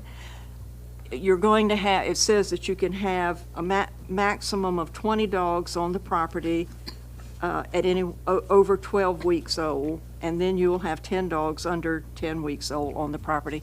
But I'm a little bit, I want to make sure we've got that number right, because I'm missing the breeding animals. And you say there's no breeding on the property, but you're going to have 6 litters. So where are the dogs that, where in this count are the dogs that are producing the 6 litters? So our dogs go, our dogs live with puppy raisers. So all the people that you see in the audience that have dogs for us are puppy raisers. Some of these dogs are part of the breeding co-op through Assistance Dogs International, and when those dogs are deemed healthy, there's an extensive process they have to go through as far as health checks and things like that. And once they're 2, when the breeding co-op deems that, and they come in season, then those dogs are sent away to another program. The co-op makes the decision of who gets bred with whom. They're bred, they come back to our program, they're housed at the house that's on the facility, not at the training center. The training center's for training. The female that is bred comes back to the house and stays in the house until the puppies are whelped. And then once those puppies are 8 weeks old and we have to do temperament testing and things like that, then that's the 10. Those are, they kind of averaged a litter. I mean, you can have one, you can have none, you can have who knows how many. So they came up with the average of 10 puppies in a litter. Then once those puppies are 8 weeks old, they either go to, depending on, whether it's a co-op dog or it's a Mutts with a Mission dog, regardless, they go to either puppy raisers through Mutts with a Mission, or they are sent to other service dog programs throughout the country and actually now throughout the world. So the 10 puppies is what is the litter, is what you're talking about. Well, I'm just wondering if we've really got the numbers right. I want to make So, sure. I mean, could there be 12 puppies in a litter? Could there be 14? Yes, ma'am. But I think what the planning committee was doing was trying to take, an average litter is those dogs will leave the property and either go to puppy. What if they don't have a temperament to be a good service dog? So at 8 weeks old, one in every crowd. right? Oh, there are. Absolutely. And things develop later on through the breeding co-op, through the assistance dog breeding co-op. All the puppies get sent out, and they all get a chance. And then they get evaluated down the road. So once the puppies, so if we have 10 puppies, say Mutts with a Mission keeps 3, we send them out to our puppy raisers in the community. The other 7 go to specific service dog programs around the country. We're told, okay, this dog's slated for this program, things like that.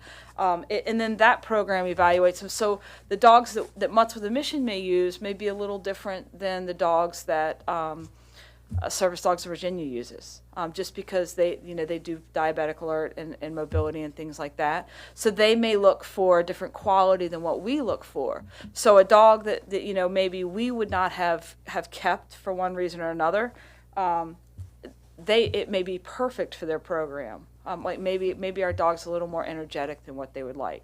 Than that puppy. But if a puppy is 6-7 months old and we decide, okay, we're going to wash this puppy out, we nicely call them career change dogs, and we adopt them out to people on our waiting list. Okay, well, I was just a little bit confused about all of these dogs, and if we were giving you a number that wasn't going to be, that was going to be problematic. Correct, I understand. So that 20, that should reference dogs in training. And then because what happens is we'll have graduates come back to maybe come visit for the day or come to graduation and things like that. And so our graduate service dogs are not counted in that number because service dogs. They're service dogs, correct? Yes, ma'am. Okay. Yes, ma'am. But those are for dogs in training. I know that number's supposed to count. I don't mean to belabor it, but I think it's important that everybody knows exactly what has been resolved so that we don't I appreciate it. Yes, ma'am. Thank you. There was one question that Commissioner Don Horsley had asked that I don't think you answered, and I noticed it when I was out there.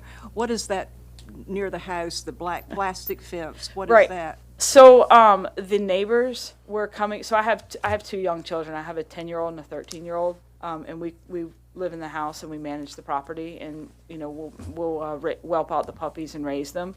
And so the neighbors were coming by and taking pictures of my children and their personal dogs and our personal dogs out in the yard, and sending them to the city, the planning staff. And it got to be where it was extremely intrusive, and it actually became a safety concern for us as parents and things like that. Of why are you riding by, walking by, riding your bike by, stopping, taking video of my kids out in your yard, out in our yard, with their dogs and things like that. It just So anyway, that's going to come down now, I'm assuming. Eventually, yes, ma'am. Yes, once the neighbors. Well, I think you've got good neighbors. I really do. I hope so. I hope so. You might want to make a visit to the church and talk with them at one of their meetings, and I think answer all the questions, and I think everything will be okay. Yes, ma'am. Seemed like there was one more thing I had, but I don't see it here. I think we've got it all straight. We did. I know. I'm sorry. The issue of special events, because I know at first, I know that I think the ordinance allows up to 250 people, and some folks were saying cars, and we're saying you would possibly have up to 4, and that's allowed in the agricultural zoning for agricultural. I mean, it's not just you, it's a horse trade, a horse show or anything else gets 4 special events a year. And so that's not specific to you, that's everybody that's got an operation of some kind is allowed up to 4 special events per year that are regulated by the Special Events Office.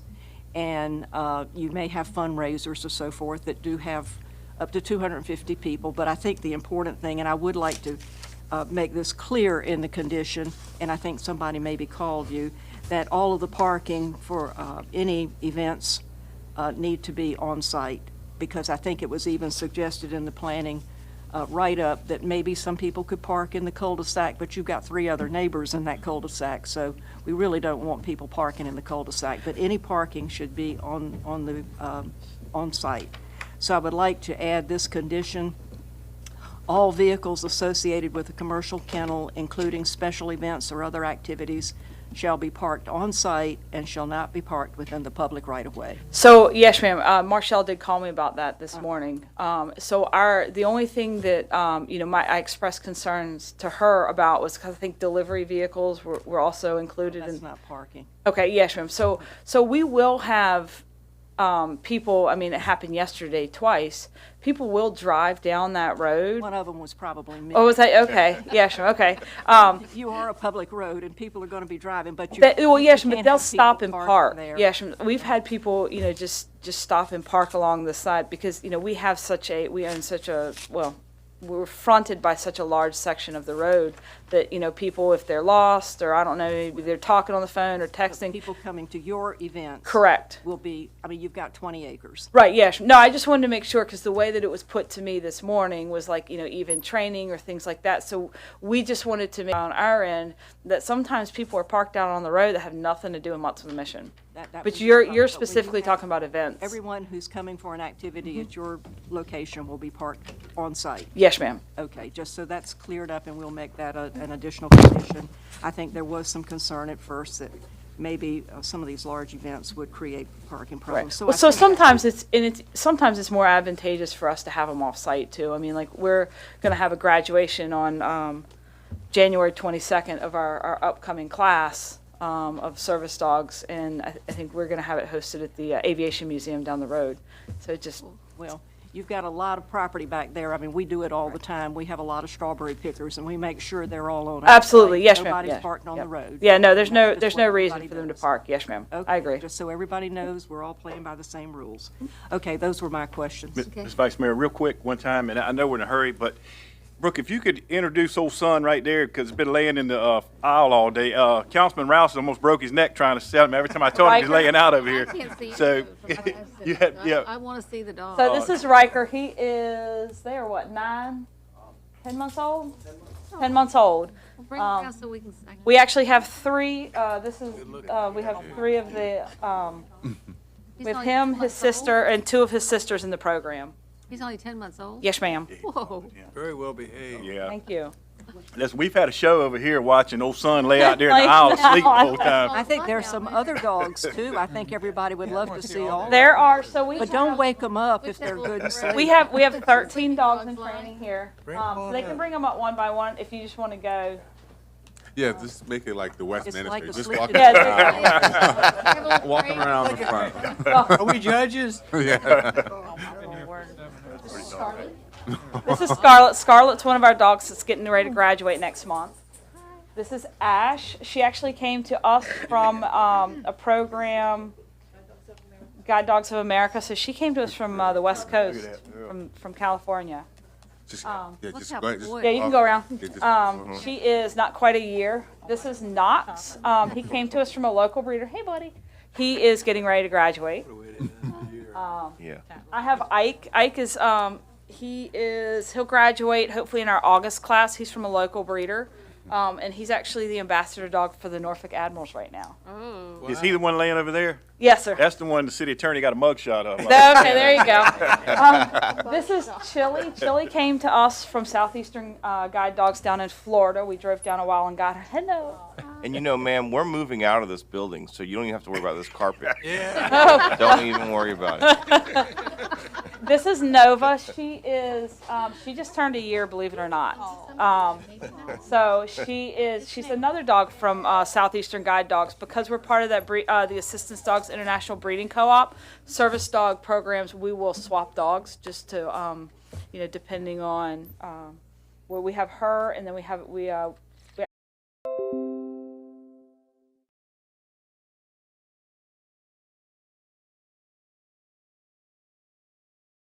accredited that does what's called owner training. So Brent actually owns Atlas, and they've been training together with us for about a year and a half. I need to come down and bring my baby. So service dog. So he's getting ready to graduate as well. Who's next? All right. So this is Rain. Rain came to us from Needs up at Needs, right? You see that mask she has on, right? Yeah. That's right. Go Hokies. That's right. That's right. Just want y'all to notice. She's actually the only golden we have right now in the program. So this is Loki. He is the smallest dog we have. And so people wonder sometimes, like, what do these little dogs do? So emotional support animals we don't train. He is actually task trained to do things like medication reminders. We have dogs that you can send to go get help. We're part of the initiative. If you see a service dog without a person, follow that dog because they may have been sent to go get help. So even dogs his size can be trained to do tasks. They can even small dogs can wake up. Does he have a niece? What is Loki? What's Loki? He's a Shih Tzu Bichon mix. Got it. Thank you. And actually, he thinks he's as big as all the other dogs. I'm sure.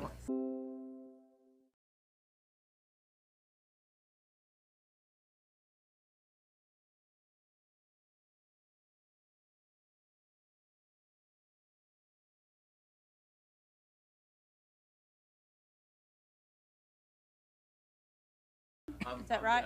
I think the dogs. Alan, you can't. At 9:30 at the Aviation Museum. Ma'am, This is wonderful. thank y'all very much. They all go home with them, so they're not. Is that right? I think the dogs. They all go home with them, so That's they're not all at the training center right now. So Thank you. Well, yes, ma'am. I kept noticing y'all laughing. And We had a- smiling we- down yeah. there. It's like, wow, y'all are having all the fun. Thank you so very much. Yes, ma'am. This is wonderful. Thank y'all very much. Thank And we'd like to invite y'all out to the graduation. It's going to be January 22nd, which is a Saturday at 9:30 at the Aviation Museum. So we'd love to have y'all. Thank you. So the next speaker, Alan, I'm going to mess your name up. Fabian, is that right? I think the dogs. Yeah, that's the hard Alan, you can't follow that out. No, I can't. But I do want to say that now that we've handled the business of whether it's a kennel and whether it isn't, unfortunately that's what they had to file as because, that's all the city offered. Right. These dogs go home with us. They're not all at that facility at one time. And I'll tell you, in all the years that I've worked with a lot of you guys on a lot of community events and a lot of things that I do with the media, I've never come and spoke before you. And I'm going to tell you that this program is something that not only should be approved tonight, but it should be something that's championed by the city.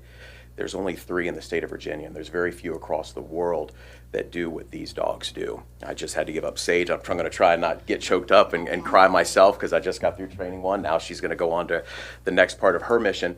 But these dogs can turn on lights. They'll clear a room when it's dark. They can provide emotional support, and they also obviously do the task of wear a little arm around their collar and we'll let you know it's time to get the meds. Open the fridge, bring you the bottle of water so you can take your med. Very proud of as citizens of Virginia Beach and council and every member that ends up, whether that supports this and ends up seeing this program. And again, please come out to the facility. You'll see what it's all about. These dogs all go home. It's not a commercial kennel where there's just puppies lined up behind cages everywhere. These dogs are out here making a major impact on the community. And thank you everybody who took the time to go out there and see it for yourself and help support Smuts with a Mission. And that's all I've got to say. Thank you all. That's fantastic. Next speaker is Barbara Messner.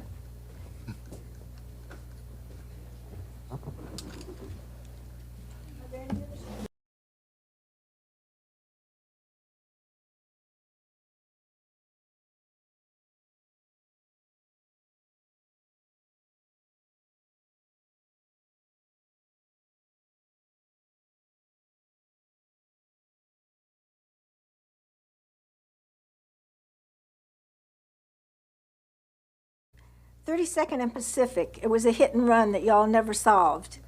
So it is really important that this, not be, close to traffic and not close to, neighborhoods. So, like I said, SPCA and, there's just too many dogs needing homes, so, were recruited from Korea, flights were taken to bring the dogs here, so. Breeder or dogs for adoption. When I just think is service dogs. it's a great I program, think they said 76 in but I country. oppose them in residential neighborhoods. That's the only thing. Thank you. This argument is invalid. Adam Walburn? That's the last speaker.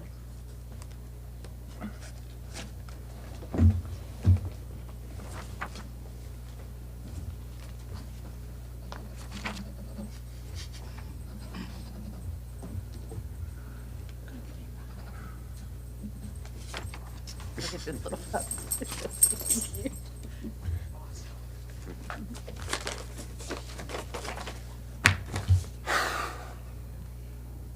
Honored council members, there have been many people speaking about what's with the mission and putting forth the reasons why this permit should not be granted with reason of what what's with the mission might do, what might happen, or what could be done in the future. I can't comment on this, but I can let you know what Mutts with a Mission is doing for me, has done for me, and what I hope with your vote of yes will continue to do for me and other veterans. My name is Adam. I'm proud to say that I served as an Army combat engineer in the first Gulf War and later in Mogadishu, Somalia. Today I'm a disabled veteran. I can't count the number of times that I've left my VA doctor's appointments with the feeling of, I don't matter, who really cares? However, one day, one of my doctors recommended that a service dog would help me to cope with my recurrent issues. I found Mutts with a Mission, which is a nonprofit organization providing service dogs to qualified veterans, wounded warriors, law enforcement officers, federal workers, first responders. From day one, Brooke really cared about me, and I recognized I found a place where I do matter. Mutts is providing invaluable service to me, as well as to so many women and men who have served their country. Mutts with a Mission has helped many veterans with service dogs for movement, stability, or simply a calm, reassuring presence that is constantly by our side. Brooke, Becca, and others provide endless hours for training, guidance, and help us cope with the issues we veterans face.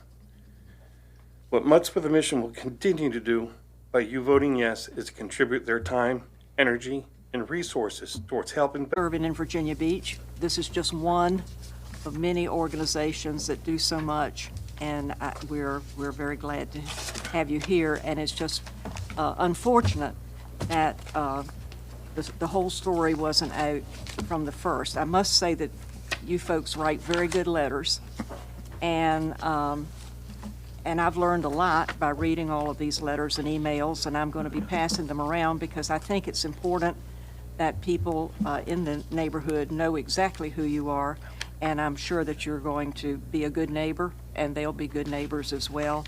And it's just unfortunate that the information didn't go out when the first sign went up, or before the first sign went up. We're just going to correct that going forward. So, given the information we've learned tonight, I move that we approve this conditional use permit with the 12 conditions as in our transmittal letter, plus the condition that I added about parking all being on site. Second.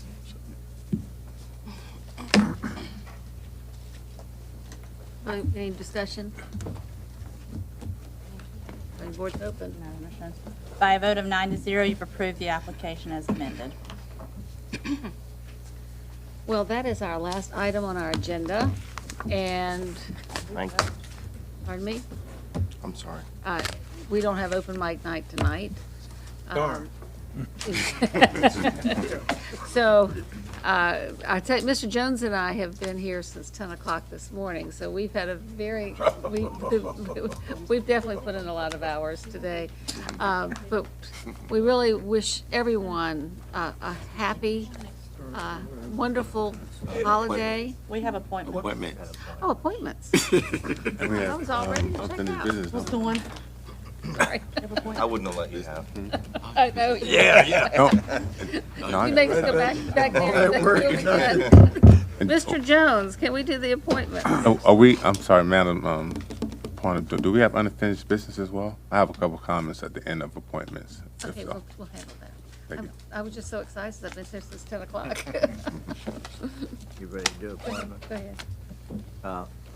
Madam Vice Mayor, I nominate to the 531 Memorial Committee Sharon Felton, Lawrence Kluwer, Jason Nixon, Tara Reel, George Alcaraz, Cassette Livas, William Allman, Curtis Hooks, Shelby Slutzker,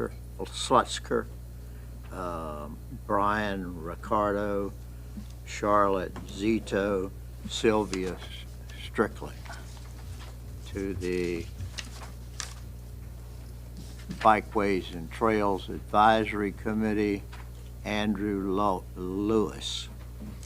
To the Clean Community Commission, 2 high school students, Sierra Reed, who is a senior, and Caden Braswell, who is a junior, both attend Virginia Beach City Public School. To the Community Organization Grant Review and Allocation Committee, Dr. Caitlin Padati. To the Green Ribbon Committee, David Weiner. To the Health Services Advisory Board, Dr. Caitlin Padati. To the Historic Preservation Commission, Glenn Carwell and Derek Dubay. To the Planning Commission for 1 year, Ms. Dee Oliver. To the Resort Advisory Commission, Tyler Brown, Mike Eason, William Gambrell, Michael Levinson, and Robert Taylor. And to the Southeastern Public Service Authority, Mr. Thomas Leahy. Thank you. I think the voting board is open. By a vote of 9-0, you have appointed those as read by Councilmember Jones. Unfinished business? Yes, thank you. I just want to, this is our last meeting of 2021. We're going into a new year, and I don't want to, dampen everybody's spirits because I'm pretty jolted as well, seeing our four-legged friends here.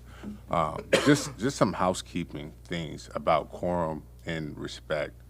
I'm a big respect guy. And earlier during consent agenda, Mr. Branch was opposing and wanted to pull in here item with discussion. Through process, I know we don't have discussion during consent agenda, and so I attempted to get a point of order in which Vice Mayor Wilson, you immediately shut it down and say he's speaking. I understand that when a person has the floor, that's how that's supposed to be done. But I would like the same respect afforded to me when I had the floor and I'm speaking and there's a sidebar going on. I don't appreciate that because I have just as much as important things to say as Mr. Branch would or any other council member. So in 2022, I hope that we can afford and give each other the same respect when someone has the floor and is speaking. Thank you, and happy holidays and season greetings. Yes. Thank you. I think being kind to one another is always a good thing. Indeed it is. Absolutely. And I think that's a great way to send our message out for the holiday season, is for all of us to remember to be kind to one another. Thank you for bringing it up. Is there anything else? All right, thank you. Have a wonderful time. We will see you in 2022. Who knew?